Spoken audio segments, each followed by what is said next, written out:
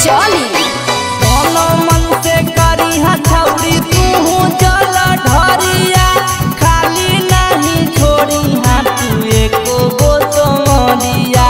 कोनो मन से करी छौरी तू चल ढरिया, खाली नहीं छोड़ी तू एको गो सोमरिया। भोला के मन यहाँ कपूरबार के छौरी, भोला के मन यहाँ कपूरबार के छौरी।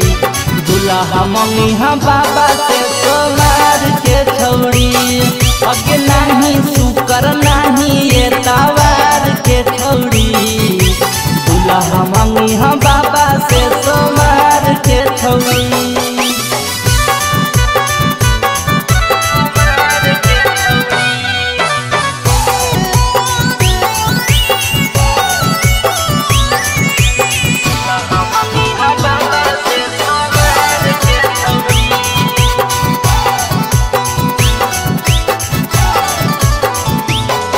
अगे आइल हको सावन के महीना छौरी पावन गे, अगे गई है बाबा के भवन गे। दुल्हा खोजा में मिलत जवन गे,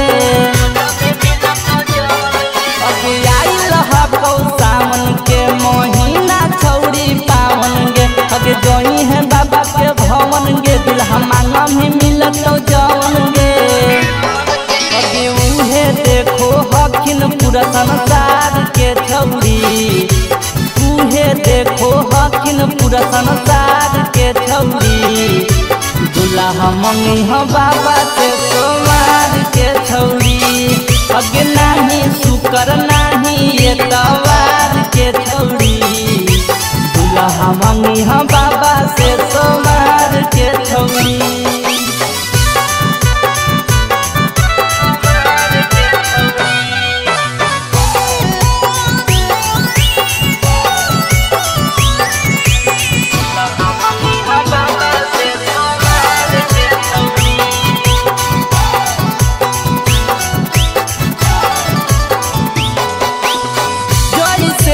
पतिया के लखन माता पार्वती गे, अगे तू करमी तो मिल जैतो खेसारी जैसन पति गे। जोई से पतिया के लखन माता पार्वती गे, अगे तू करमी तो मिल जैतो खेसारी जैसन पति गे। अगे खैन कैसा भे भोला दरबार के छौरी,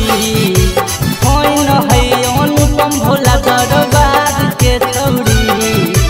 दुल्हा मंगिहा बाबा से सोमार के छौरी, अगे नहीं शुकर नहीं ये तवार के छौरी।